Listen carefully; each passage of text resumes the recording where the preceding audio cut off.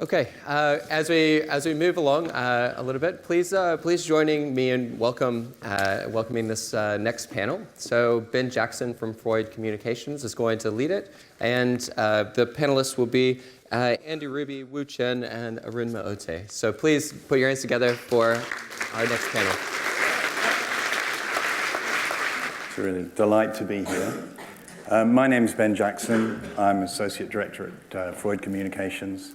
And before we start, I'd just like to say I've been quite lucky past few months working with Bruno and also Colin and Jay on a new book, which is not yet complete, but it's very exciting about putting purpose into practice.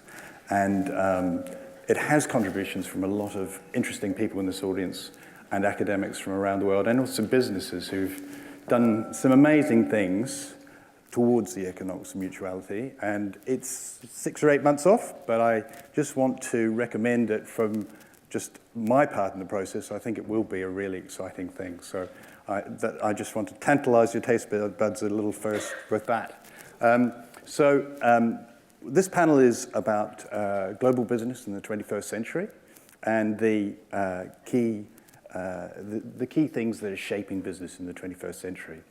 And we have a really stellar panel for you.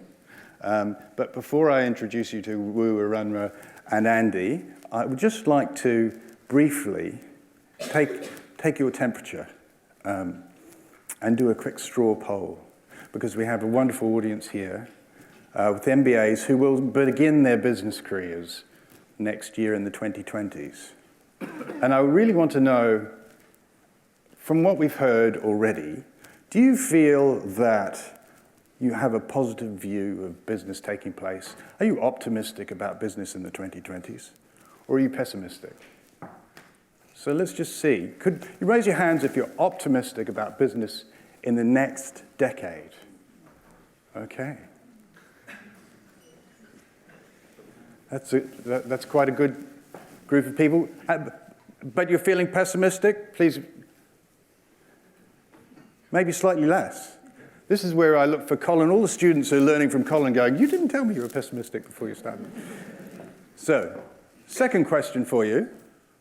Business globally, do you expect that it'll have a more positive effect socially in the 2020s? Are you expecting business to be having more positive effects socially in the 2020s? Can you put up your hands if you feel business is more positive now? Yeah. Well, quite a positive crowd.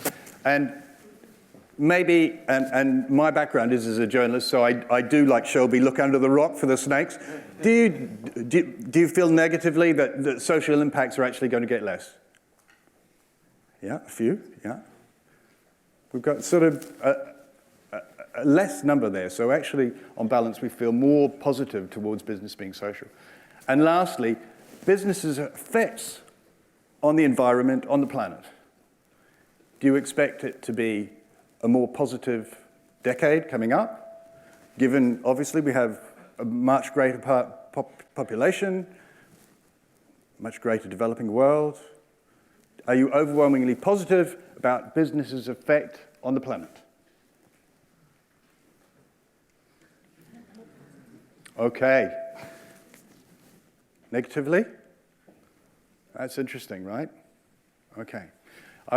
I would ask one thing, is that you would just hold that thought, why you voted that way, for all those three things, because we will have some questions at the end. And I'm a journalist. I will ask all the questions all day, if you like, former journalist.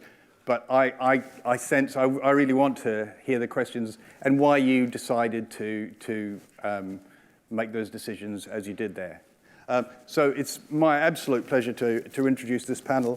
And we have Wu, who is Wu Chen, who's an award-winning journalist. If I can just read your introduction, Chen. You're the editorial director of The Economist, Global Business Review, a digital publication that was launched by the Economist Group a couple of years ago, I think. I saw the website this morning as claiming you're designed for the globally curious, globally curious achiever. and your special focus is on business, finance, and technology in the Asia-Pacific region. And Arunma, welcome to you. Arunma will be giving the Southern perspective as a former treasurer and vice president of the World Bank, who told me last night she's now gone on a spa break, for an academic spa break, as the executive in residence at Side Business School. So as treasurer of the World Bank, you led a team that managed 200 billion debt portfolio, assets totaling 200 billion for 65 internal and external clients, including the World Bank Group. And lastly, we have Andy, who is chair of Pentland Brands, who I probably not many of you know, but he is also non-executive director of JD Sports Fashion, a UK-based privately owned company that operates in sports and outdoor fashion with many names you will know, includes global brands like Speedo, Canterbury, Berghaus, LS, Eduro, and Mitre, and a global footwear partner for Lacoste and Karen Millen. So I think if you could just put your hands together to welcome this fantastic company.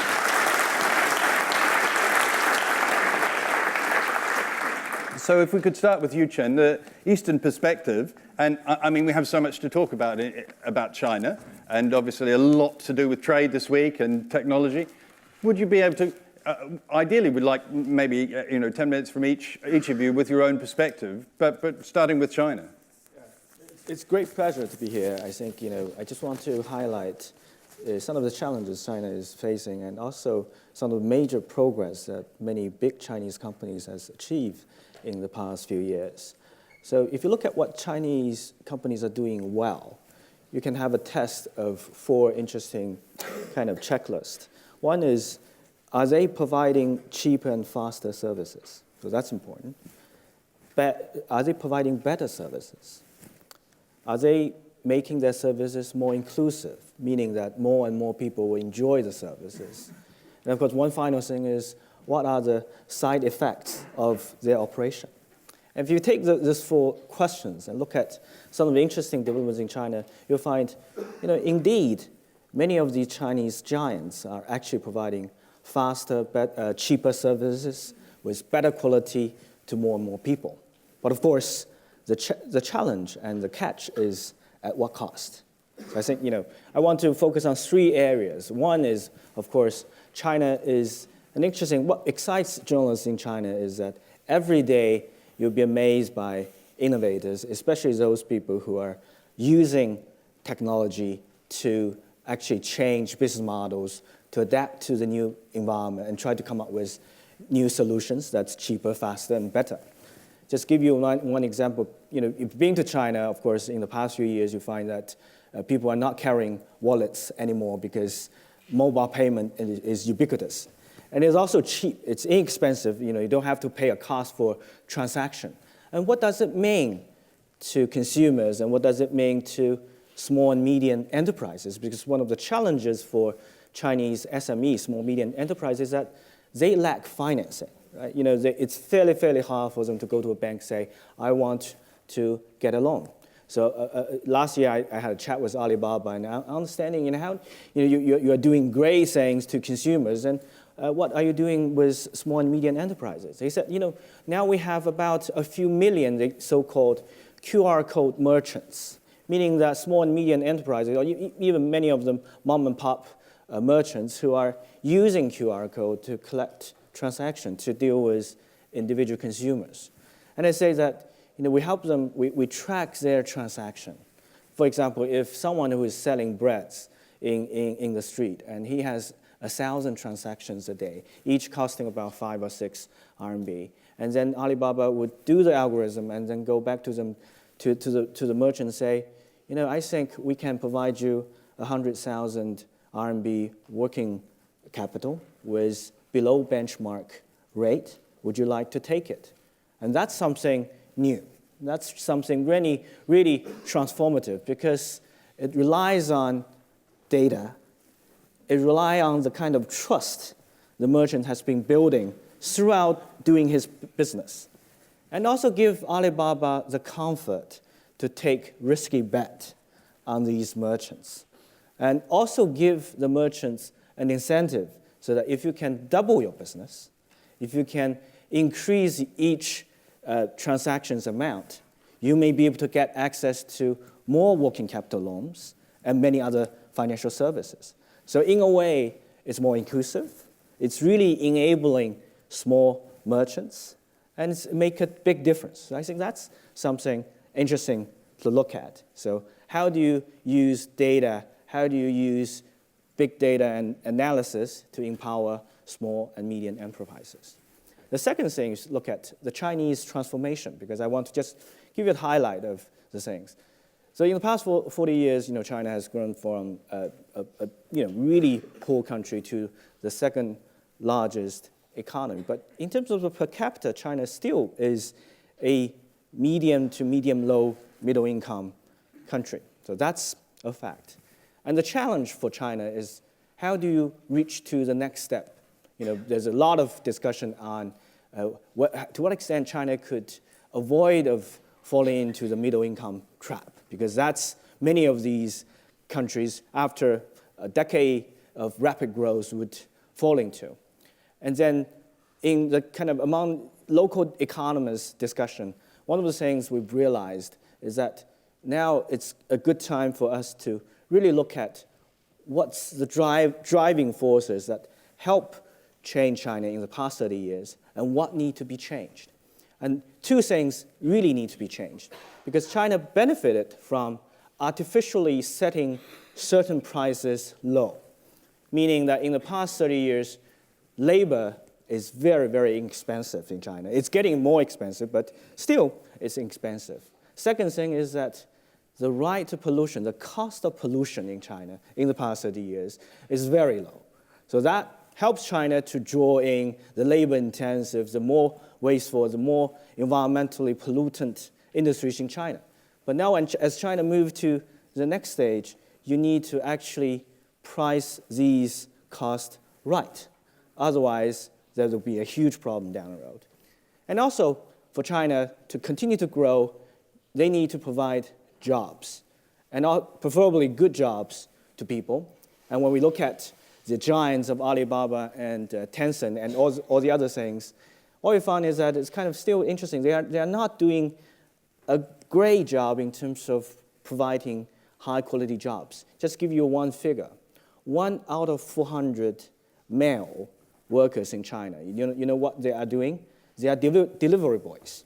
Yeah, because thanks to the boom of e-commerce, like everyone can order food, whatever, at their home and then get things delivered, especially in major cities, within an hour. And at the cost of, millions of young men doing this delivery job. And delivery is a dead-end job. There's no career progress, right? And then, of course, with the possible invention of self-driving and other automotive vehicles, it's going to be a doom job. And many of them are migrant workers from the countryside. So imagine 10 years later, you still got this, a giant pool of labor who's only, who can only do delivery and who's going to be obsolete. How do you actually provide better job prospects for them? So this is another question. And third thing I want to talk about, because you are many of them are young MBA students, I think I want to share my observation about young people, young consumers in China. And people would say the Chinese consumers are kind of interesting. The reason why China is a good experiment ground for consumer goods is they have these two opposing kind of characteristics and hold them very well in their head. On one hand, they are very demanding. They are the most demanding consumers. They always wanted to have better, faster, cheaper services. But on the other thing, that they are more flexible. They are not stick to one way of doing things. They are very adapted to change. They even welcome changes. And then changes in the kind of a innovative world in China, especially in high tech and startups. It's like everyone is looking at changes every quarter, not every year. So that gives you a large enough pool of consumers to test interesting new ideas. And it's kind of interesting. Anything that's be proven working in China, I think the chances of them being rolled out in other developing countries, it's much higher. 10 years ago, the Economist has come up with a word calling frugal innovation in China. So frugal innovation meaning that can you address problems but at a fraction of the cost in Western countries. And now I think it's a very interesting time to look at frugal consumerism, that can you provide better services, enabling poor consumers at a fraction of the cost that's working in the West. And of course, if you look at what's going on in India, you'll be fascinated to see that Oppo and Xiaomi, so these two emergent Chinese handset manufacturer are now dominating in China, offering very expensive smartphones. And that, in a way, that's kind of inclusive. That's interesting. One last thing I want to add is, a kind of phenomenon that's just happened in China. It's a huge debate about 996. I don't know whether anyone of you realize what does 996 stand for. It stands for working from 9 a.m. to 9 p.m. and 6 days a week. So it's highly captured. So Jack Ma of Alibaba is a big advocate of 996. He thinks that young people, Chinese workers need to work hard, and being hardworking is one of the key drivers for China's growth in the past 30 years.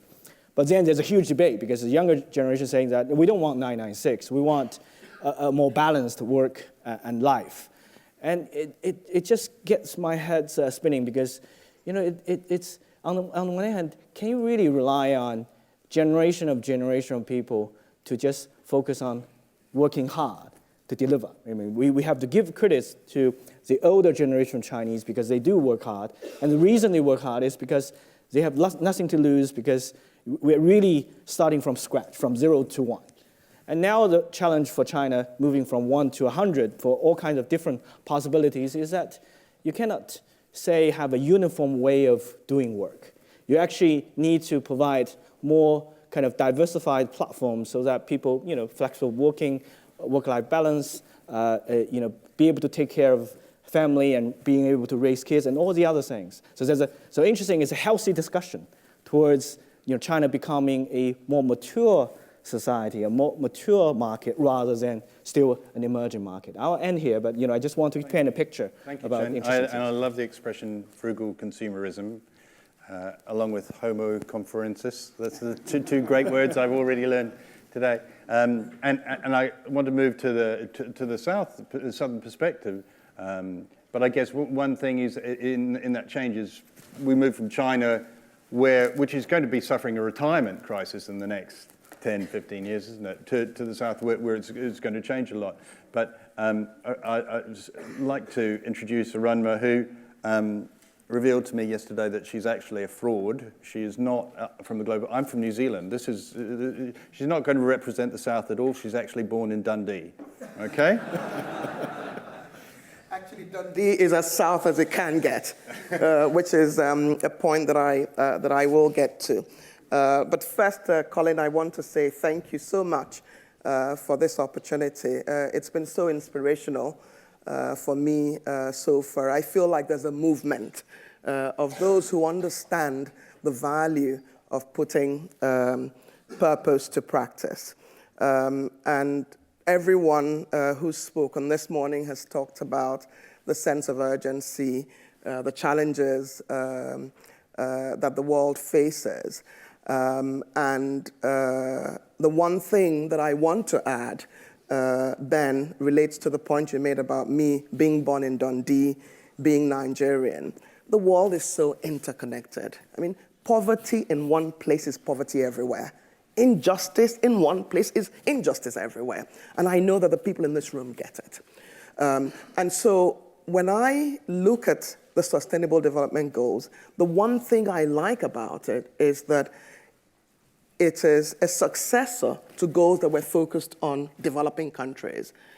And the SDGs are focused on everyone. They're global goals. And therefore, our global leaders came together and said, let's have a shared agenda, which means that everybody recognizes at that level the importance of having a shared agenda. everyone has also talked about the sense of urgency.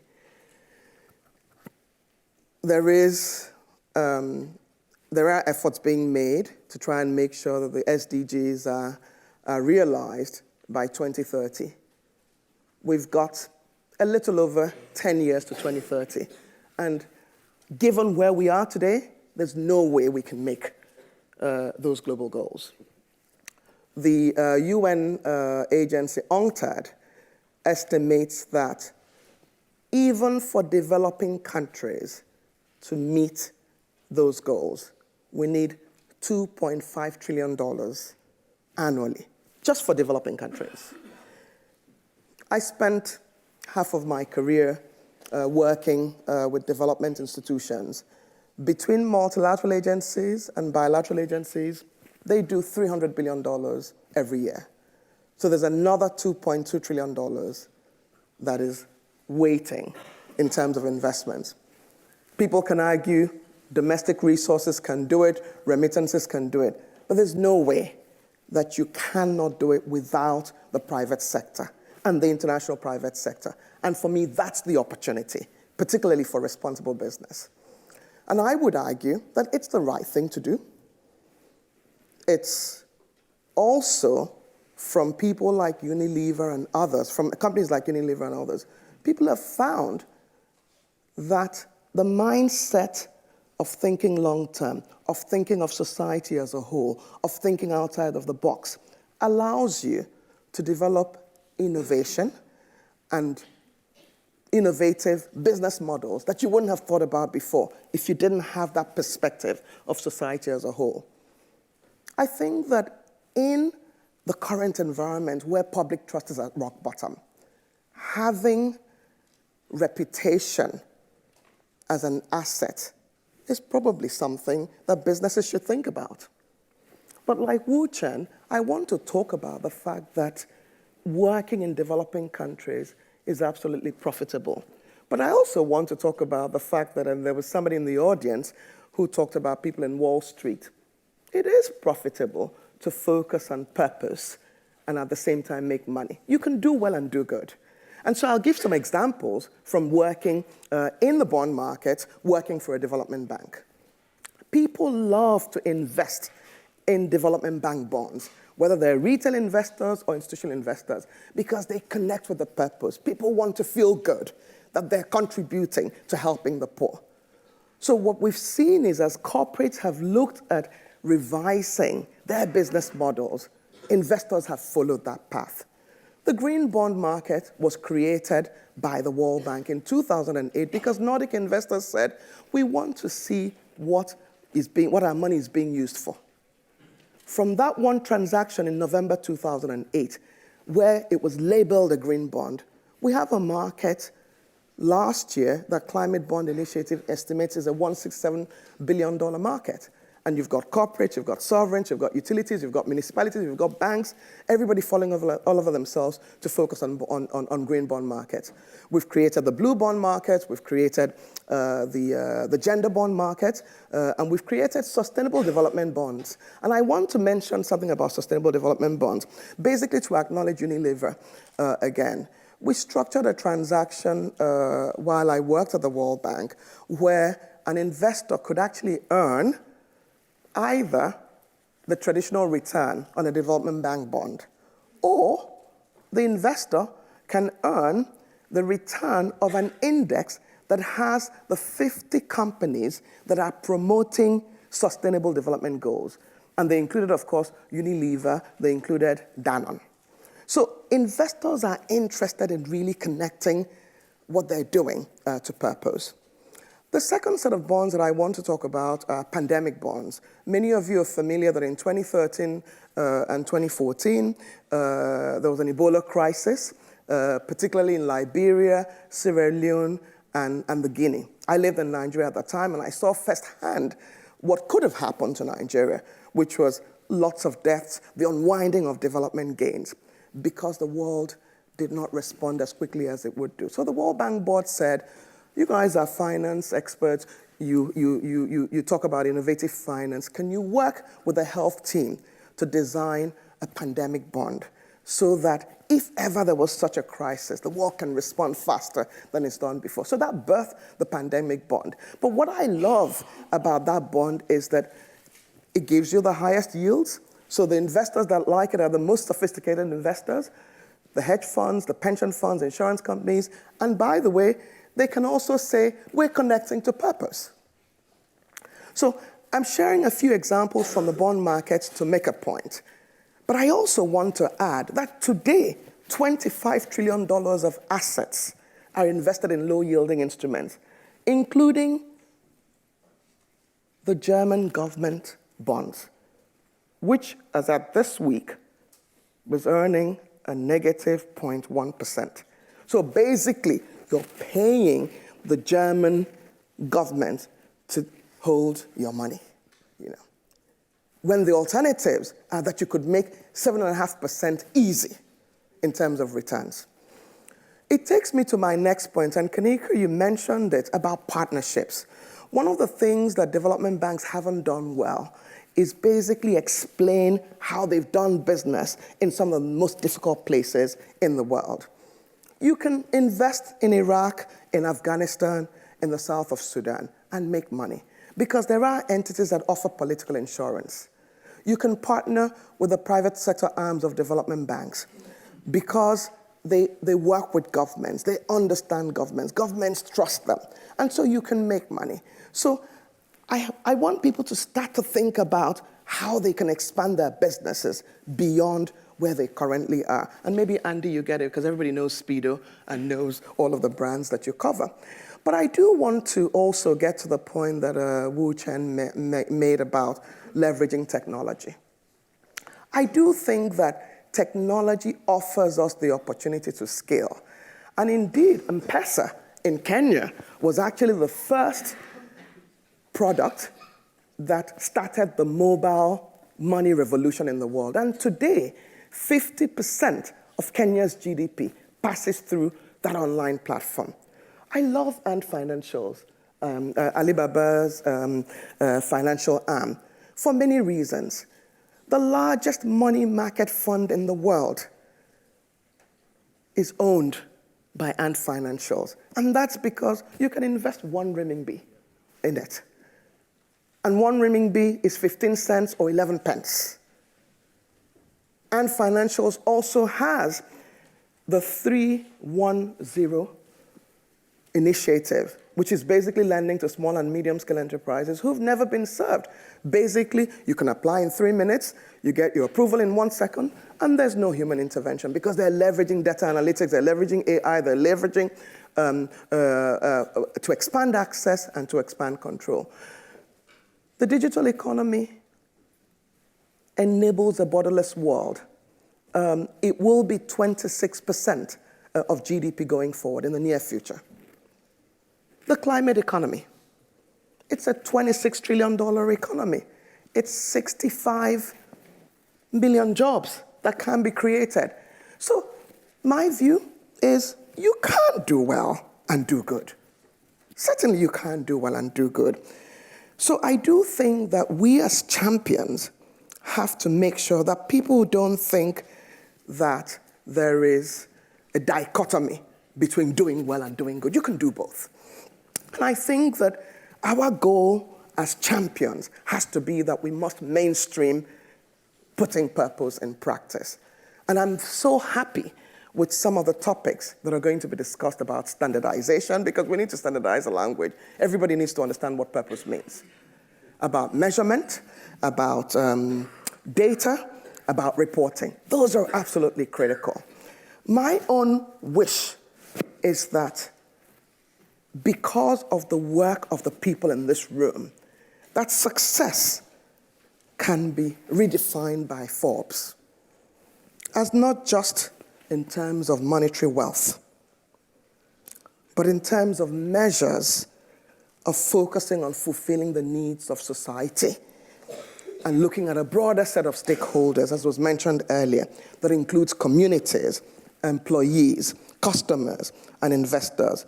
It should always also reward long-term thinking and reward people who focus on long-term risks, particularly the health of the planet. So, as champions, to mainstream putting purpose into practice is for me key.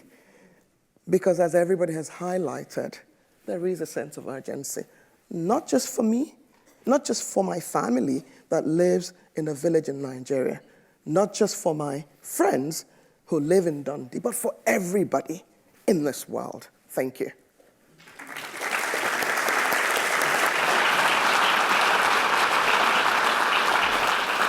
Thank you very much. And before we move on to Andy, I would like to make sure we have some time for some questions at the end. But Andy, I mean, you are the authentic businessman in the room, and you have a great deal of experience of this Western perspective, which is also not only assailed by the moving political landscape, but also the greater forces of a changing public who want different things. How are you addressing that now? So first of all, I'd like to add my thanks not only to Oxford Business School, but also to Bruno and the team at Mars for pulling this together, because I think it's only brave people like the leadership that have brought us together that are going to allow these sort of conversations. So thank you. I'm the representative of the West, as you say, and also a business operating in the private sector on this panel. So we have all of the challenges of trying to grapple with all of these forces in order to try and be a force for good. Our view is that you can only be a responsible leader if your ownership allows it. And I think this is one of the biggest challenges that we have today. Owners have to encourage, motivate, and reward responsible behavior. In the public markets, this includes institutional investors who are really only just waking up to non-financial measures. Our company was publicly listed for 35 years, but 20 years ago, we privatized. So I have experience of having worked in a publicly listed organization, and thankfully now 20 years of working in a private organization. More on that, I'm sure, later. I'm going to talk about three things. Brief introduction to our company. I'll discuss why business responsible leadership is more important than ever. And I'll explain briefly why what we do to be responsible business is important and some of the things about how we do it. So just briefly on our company, we are a story of immigration and the success of an immigrant. Our company was started 87 years ago by my grandfather, who arrived in this country, got off the boat with nothing, and eventually borrowed £200 from his father-in-law because no bank would lend him the money. We are today privately owned, family-owned, so my fellow shareholders are my parents and my siblings. I sometimes think it was easier having several thousand public shareholders.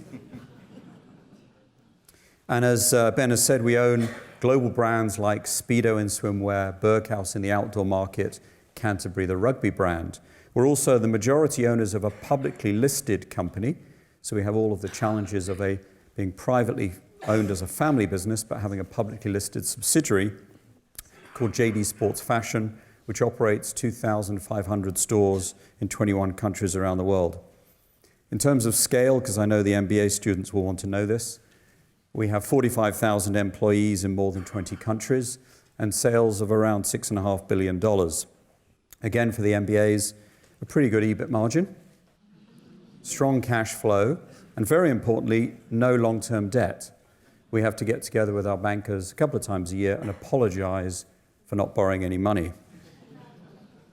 So the second topic is, why is responsible leadership more important than ever? Nigel Topping, who is the CEO of a fantastic consortium called We Mean Business, says it more eloquently than I could. Globalized industrial capitalism has proven to be a powerful system for generating and distributing wealth. It has supported massive population growth, lifted billions out of poverty, and brought countless labor-saving devices to people around the world. At the same time, we face the unintended consequences of this success, an economy operating beyond our planetary boundaries, and systematic levels of inequality within and between nations that generate social instability. As we know, in the West, This has led to political instability and populism and nationalism. Here in the UK, Brexit, and obviously in the US, Trump. What's the impact of all of this on the private sector in the West? Well, I like very much Shelby's comment, late-stage capitalism is on a burning platform. According to a survey in the FT recently, 60% of millennials say they can make a difference through how they buy products and services. They are our customers and our employees. The Edelman Trust Index, for the first time this year, said that people trust business leaders more than any other leaders, and especially more than politicians. However, only 20% of informed respondents thought the system is working. So capitalism is being questioned more than ever before. As has been mentioned earlier today, the assumption is now that Milton Friedman was wrong. It's not just enough to create shareholder value. Responsible leadership coming from responsible ownership can be a way to demonstrate that capitalism can be a force for good and all stakeholders can benefit. So thirdly, a little bit of what we do and how we do it as the practitioner on the panel. When I left my MBA program in 1991, I came back to the family business and realized we didn't have a mission statement because everybody at that time had a mission statement. So as often happens in family business, the elder generation said to the younger generation, right, you do it.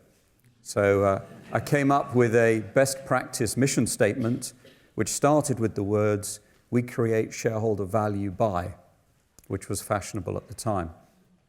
It took me some time to realize that nobody came to work to create shareholder value. In the 1990s, we, as many other companies did, moved to a vision. And then we ultimately alighted on a purpose. And in 2012, we did some great work across our company to really establish the why we exist. We are now inspired by our purpose and guided by our principles. We believe we can combine purpose and profit. I really like Professor Mayer's definition of purpose, profitable solutions for people and planet. So as a family business, our overarching purpose, we are a family business that owns and invests in companies to create value for stakeholders and to contribute to a more sustainable planet. In our operating division, where we manage brands, our purpose is building a family of brands for the world to love, generation after generation. And in delivering against our purpose, we consider all stakeholders, employees, everyone working through supply chains that we don't employ, customers, suppliers, communities, and of course the environment. We link our strategy to the United Nations SDGs. We're focused on 7 of the 19 because we know that we can't impact all of them as much as we'd like to. Our ownership, which is private and family, allows us to be patient capital, investing for the long term. We can invest in people, brands, and generally doing the right thing for the long term. We live by 4 principles. Better as standard, success as a team game, with clarity and courage, and in good conscience. In our business, it's not just about delivering the numbers. You have to deliver them in line with our principles. The what and the how go together. And then the most important part of putting purpose into practice is building the principles into objectives and appraisals and then linking them to reward. Reward in our company is for both the financial and the non-financial measures. The benefits of all of this, we believe we can attract and retain talent based on being purpose-led and guided by our principles. We align from purpose to objectives. We attempt to balance short and long term and reward financial and non-financials. So in summary for me, responsible leadership needs to come from responsible ownership. If it's aligned, then business can be a force for good. And if not, then brave leaders can still be a force for good. And I wrote this before Peter's announcement this morning, saying, following the lead of Paul Polman, who as a leader of a public company was so brave all those years ago, saying that he would double profit and halve the impact on the environment. So we have challenges ahead to be a force for good, but if we can align responsible ownership and leadership, there is much progress that we can make.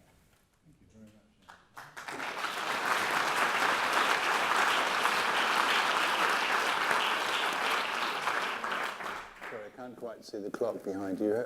Can I just see we've got a good time? So I just wanted to turn it over to the floor and get some questions for the panel, please. At the back. You probably need to wait for the microphone. Thank you. Can you hear me? Yes. Okay. My name is Clint Bartlett. I'm from South Africa, so I have lived and worked in the most unequal economy in the world. I did my MBA in South Africa and then went to study a Master's in Advanced Management at Yale, looking at impact investing in the West. The first two speakers spoke about access to finance and what I would, let's call it cost of capital. And then Andy, you spoke about this idea that because you have your own owners, you're able to determine the required rate of return in terms of your own equity. So you are away from the trappings of normal cost of capital, which often puts a burden of profit maximizing on the business. And because you have your own cost of capital, you can determine that or not. So my question is, when it comes to looking at social impact and measuring social impact, with the idea probably being to cost it or to price it, and particularly to price the negative externality with higher cost of capital, the question is what happens with the reverse? So when a company creates no pollution, creates full employment, creates full provision of public goods, do you now have a zero cost of capital? So people basically giving free money. So that's the question. We're working on what we think is an answer, but I'd like the panel and the rest of us to think about that. Andy, over to you. I think it's a really interesting question, and I'm very interested in how we can build externalities into our measures. As a private family business, we need to make sure we're measuring a holistic set of metrics that are relevant not just to us and our business, but to the world that we're operating in. I think we're only just at the beginning of that journey. I certainly don't have the answers. We have been trying to do many of the right things for decades, and I don't think we've been good enough at measuring the impact of them. I just know that we can see on the ground the impact we have on things like ensuring people working in our factories are paid a living wage, that there's no modern slavery. I mean, you can tick boxes like that, but in terms of overall impact, I think we've got a long way to go to measure that, and ideally to bring that into our financial statements, which we'd love to do. Can I just ask Chen, in the idea of, I mean, obviously, China, as we all know, has suffered terribly from pollution. Is there a way that you feel the state or companies are going to price in externalities where they can start to think about their impact on the environment in China? I think it's fairly hard because if you look at what the Chinese government is doing, of course, they are taking dramatic measures, and that dramatic measures would have naturally met a response from the business community saying that they really don't know what to do because you cannot stop a business midway to say, stop producing any externalities, otherwise I'll close it down. So I think it's a gradual process. So in a way, definitely China is on the right track in terms of encouraging green development and also raising the concerns that many of these existing manufacturing are producing pollutants that's not tolerable for China's future. But how do you deal with that? How do you transform an economy which is still largely driven by low labor and kind of a right to pollute? And also, how do you manage problems on a national scale, but literally it's the local governments who's dealing with the factories, and then sometimes the local and national government's interests are not aligned, especially the government officials, at least at the local level, still are in the transition from being incentivized by producing GDP and attracting FDI to being measured on a different metrics. So I think it's a systematic change, and there's no big bang kind of a solution to that. We heard earlier a great speech from Nick, I don't know where he is, and who was fantastic in his explanation of his first week at the UN. And I just wondered if I could ask you, Arunma, that idea that actually regulation and at the top level is now imbued with this sort of cynicism, and that actually change is now dictated by corporates because they are so much larger than governments. It was a really quite a scary idea, especially for someone who's actually starting out in business. Could you, from the World Bank perspective, is this something that you would like to, could you discuss that in terms of whether those pressures are there to that extent? Maybe I can just add to the comments about measurement and reporting, and I think through the day there'll be discussions about that. When the development bank started the green bond markets, people didn't quite know what to expect. So we have the advantage that the nature of development banking is that you do report indicators about the impact, But it's taken, in my view, all of 10 years, the whole time that the green bond's been in existence. And it's a journey that's going to continue, where there's greater clarity about what green means. And there's still standards. The standards in certain parts of the world are different from the global standards. And I think regulators have an important role to play in trying to bring standardization across geographies so that investors can indeed punish those who are not quite green and reward those who are very green. So it's a journey, which I think the people in this room will probably help move forward.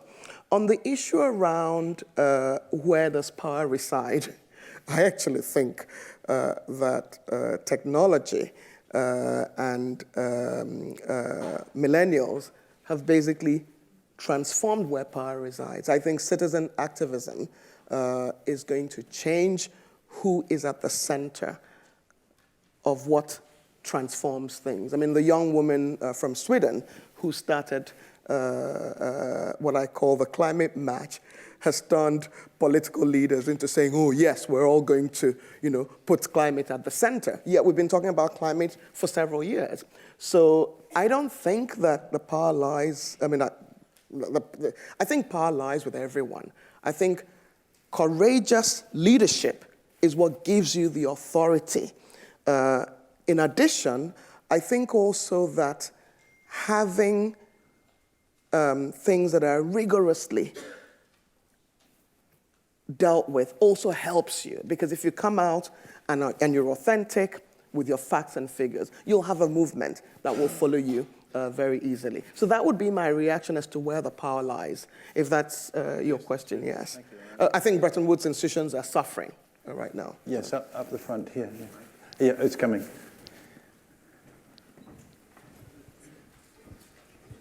Sorry.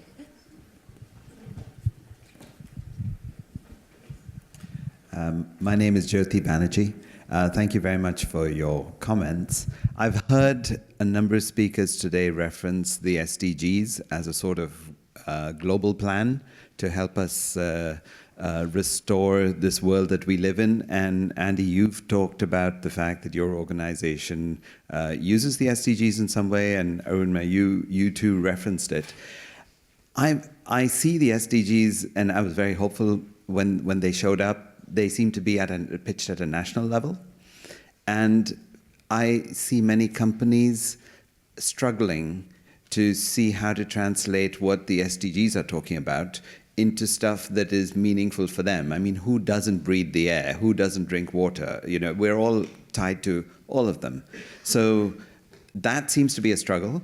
But then I do see that investors are very keen on the idea that if they're going to bring some kind of responsibility into their investment programs, and the SDGs seem to be the magic bullet at the moment that they are going after.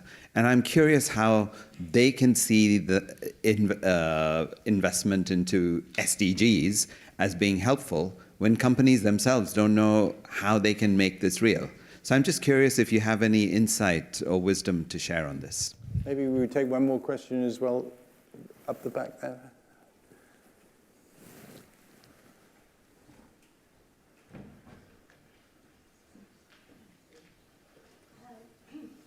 I'm Alison MacArthur, I'm an MBA. So this is a question for Andy. So as you're aware, there is much greater awareness nowadays of the impact of fast fashion on the environment. And I was wondering how you've responded through your clothing brands to the increase in consumer demand for sustainable clothing. And do you think these changes need to be driven by consumers, or is this something that issues that companies can sort of proactively address?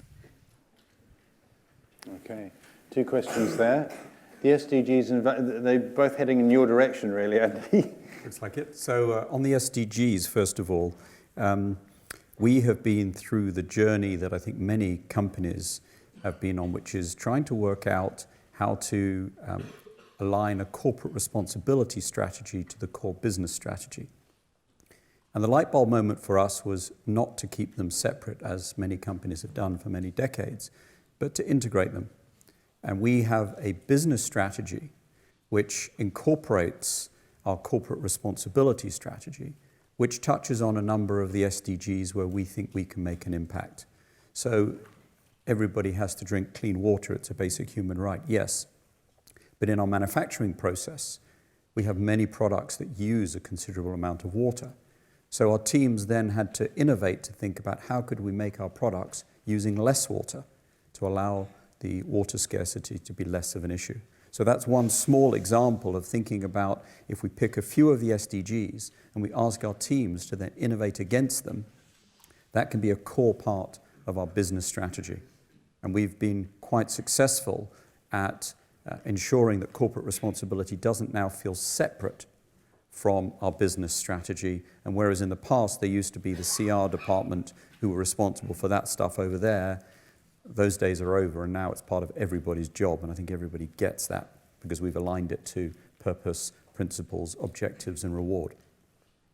I do think, just touching on that from an investor point of view, there are some investors that are starting to talk about ESG factors and starting to think about investing. Again, we're at the beginning of that journey. I hope in time we don't have to have this conversation because investors build ESG factors into their screening of all companies rather than thinking about investing in companies with a good return and companies with a good ESG over here. Should be one and the same. And hopefully Larry Fink, as the biggest investor in the world, has prompted more of the conversation amongst the investor community along those lines. Having said that, our publicly listed company does not get asked enough of the right questions about ESG. They only get asked about, are you going to deliver more profit? So that's how we've got to try and align the investing community, media, and everybody behind business. Going to the issue of sustainable fashion, it's a great question. One of the phrases that's being used a lot is fast fashion. One of the things we talk about a lot in our business is actually slow fashion. If you buy an outdoor jacket from our Berghaus brand, it comes with a lifetime guarantee. And that's causing us problems because you don't need to replace it. That is the ultimate sustainable product because it lasts. It's not being consumed a few times and being discarded and finding its way either into landfill or somewhere else. It's actually a product that can last a lifetime. There's even now the whole thought on the circular economy of how we could start to have a second-hand market in the products that have a lifetime guarantee. On the other hand, we do have products working in the fashion sector where it's all about image. I think it's up to the consumer to show their power and to choose who they buy from. If a consumer chooses to go to a retailer that's selling extremely low-priced product, the consumer should be asked where that product was made and should be looking to see if there's transparency in the supply chain. And if there isn't, they've got a choice. So until consumers are really thinking like that, it's very hard to see how that's going to change. Excellent. Thank you very much, everyone. We've come to the end of our time, so I would ask you to join with me in giving a round of applause to our great panel.